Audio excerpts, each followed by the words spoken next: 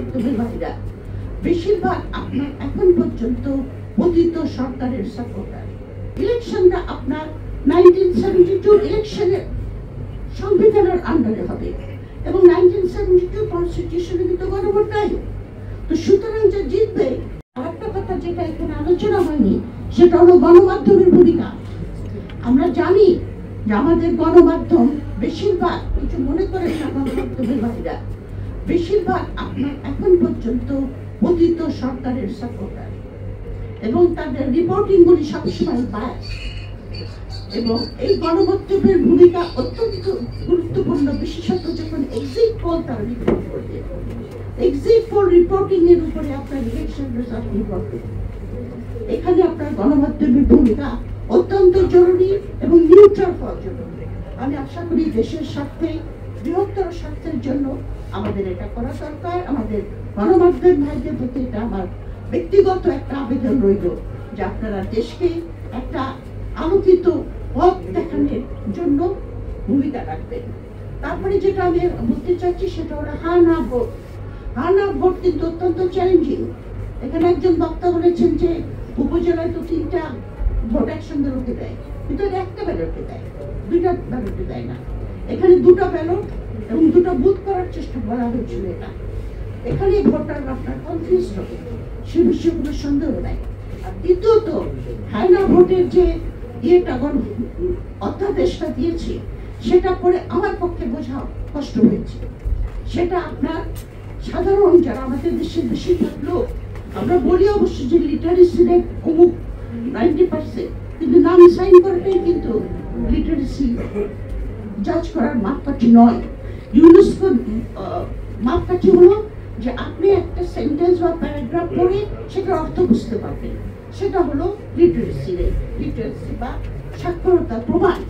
তো আমাদের হা না ভোটের মধ্যে আপনি একটাতে যদি আপনি না বলেন তাহলে সবই না হয়ে যাবে।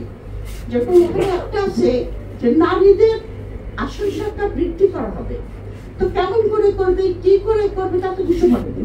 তা আমি যদি নারী হিসেবে বলছি না এটা আমি মানি না, তাহলে বাকিগুলোও না হয়ে যাবে। এরকম না, গণভোট কিন্তু সাধারণত হয় না। গণভোটের আপনার ব্যাপক প্রচার করতে হয় এবং একটাই কোশ্চেন থাকে যে তোমরা এটা এগ্রি করো কি করো না। আর একটা যেটা আইনি জটিলতা এখানে আসবে সেটা হলো যে জুলাইয়ের চার্টার, এই গণভোটটা আগে হওয়া দরকার। কারণ জুলাইয়ের চার্টারকে যদি আইনি ভিত্তি না দেওয়া হয় এবং সেটার আন্ডারে যদি আপনি ইলেকশন না করেন, তাহলে ইলেকশনটা আপনার 1972 ইলেকশনের সংবিধানের আন্ডারে হবে এবং 1972 কনস্টিটিউশনে কিন্তু গণভোট নাই। তো সুতরাং যে জিতবে সে জিততে পারে, তো গণভোটই তো নাই এই সংবিধানে, আমি এটা মানি না। তার মানে আপনার জুলাই চার্টারটা সম্পূর্ণ মিথ্যা এবং ব্যর্থ হয়ে যাবে। এটা নিয়ে আমাদের এই ওয়ার্কিং গ্রুপে আশা করি আপনারা খুব বিস্তারিতভাবে আলোচনা করবেন এবং জনসচেতনতা বাড়াবেন যে এই জাতীয় ভোট, হা না ভোট কিন্তু অত্যন্ত আপনার বিপজ্জনক বলে আমি মনে করি। আপনার জুলাইয়ের চার্টারকে আইনি ভিত্তি দিয়ে আমাদের ভোট নির্বাচন করার পক্ষে আমি, এটা আমার ব্যক্তিগত মত। একজন রাষ্ট্রবিজ্ঞানের ছাত্র হিসেবে আমি মনে করি এটা যে জটিলতা তৈরি হবে সেটা আমাদের গণতন্ত্রের উত্তরণের পথে একটা বিশাল বাধা হয়ে দাঁড়াবে। লাস্টলি সময় নিচ্ছি, লাস্টলি হলো বয়নের শক্তির ইনভলভমেন্ট বাংলাদেশের রাজনীতি কিন্তু আমরা নিজেরা করি না, আমাদের রাজনীতি কিন্তু বাইরের শক্তিরা করে দেয় বিভিন্ন উপায়ে। একটা দেশে যে করে তা না, আরো দেশ আছে। আপনার ইন্ডিয়া তো আছে, ইসরায়েলের প্রেজেন্স এখানে ভেরি মাচ এখানে আছে। ইসরায়েলের ইন্টেলিজেন্স বাংলাদেশের প্রচন্ড আপনার তথ্য। এবং রিসেন্টলি যে 2টা দলের ভিতরে কি করে আপনার গন্ডগোল লাগাতে হয় সেটা ইন্ডিয়া থেকে একটা রিপোর্ট বেরিয়েছে। সেই রিপোর্ট আবার বাংলাদেশের যারা ফিফথ কলোনিস্ট, যারা কন্টিনিউসলি বাংলাদেশকে একটা করদ রাজ্য পরিণত করার চেষ্টা করছে, যে তুরস্ক নাকি জামাতে ইসলামকে আপনার ক্ষমতায় আনার জন্য কাজ করছে এবং তারেক জিয়ার লাইফের থ্রেটটা নাকি তুরস্কের ইন্টেলিজেন্স যারা ঢাকায় তারা করছে।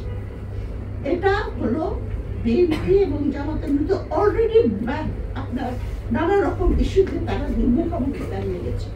এটাকে কতখানি আরো সহিংস করা যায় সেটার চেষ্টা করা হচ্ছে। সুতরাং বহিঃশক্তির ভূমিকাকে আপনারা ইগনোর করবেন না। যে জাতীয় বহিঃশক্তি যে কোনো সময় যে কোনো প্রোপাগান্ডা তারা করবে, সেটাকে কাউন্টার করার জন্য বাংলাদেশের সুশীল সমাজ রেডি থাকবে বলে আমি আশা করি। এখানে সুশীল সমাজের ভূমিকা অত্যন্ত জরুরি। অনেক ধন্যবাদ।